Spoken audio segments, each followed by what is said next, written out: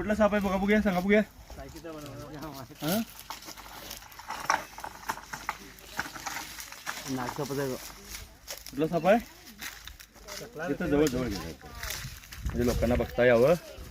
डुक्करवडी गावात आहे, इथं वीजची भट्टी आहे. शेतकरी असं पाणी सोडतात आणि वरचेवर आम्ही लोकांना शेतकऱ्यांना विशेषतः कामगार वर्गांना सांगत असतो. आणि साप आता एवढा दिसायला लक्षात याच्यावरती काळे पट्टे असे वर दिसालेत.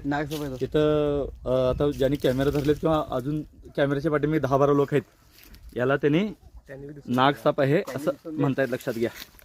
मी त्याला प्रयत्न करतो.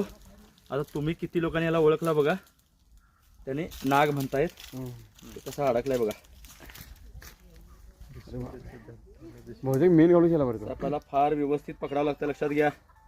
बाहेर काढताना थोडंसं जरी त्यांना हाडाला वगैरे लागलं तर साप बाहेर यायची शक्यता फार कमी असते. आणि मगाच्याने सगळे शेतकरी नाग म्हणालेत.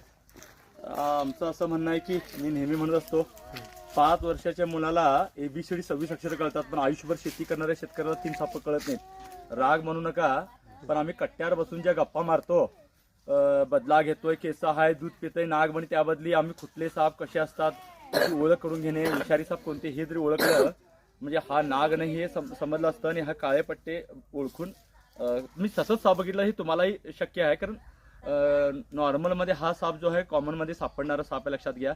धामण म्हणा, नाग, घोणस, विरुळा साप ज्याला तुम्ही पाण्यावर म्हणता, हे साप पण कॉमन आहेत. आणि तो अडकलाच का होता आणि पाईपमध्ये. आणि अशा प्रकारे शेतकऱ्यांना विषारी पण असू शकतात. मी गरलगुंजी गावामध्ये घोणस पकडलं, लक्षात घ्या.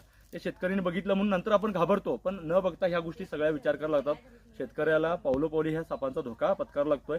पण धामण सापापासून काही धोका नाही आहे, तो विषारी साप नसतोय. आता पकडल्यानंतर सगळ्यांना कळलं, तुम्हालाही कळलं असणार, हा काय विषारी साप नव्हे, नाग नव्हे. सापांनाही ओळखणंही सोपं आहे.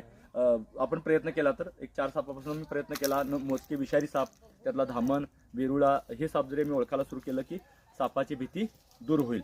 या लोकांनी ह्याला न मारता आणि पायपेत असल्यामुळे हा पण अडकला होता, लक्षात घ्या. त्यामुळे याला बाहेर काढणं गरजेचं होतं आणि प्रयत्न करून आम्ही याला बाहेर काढला. धन्यवाद मित्रांनो.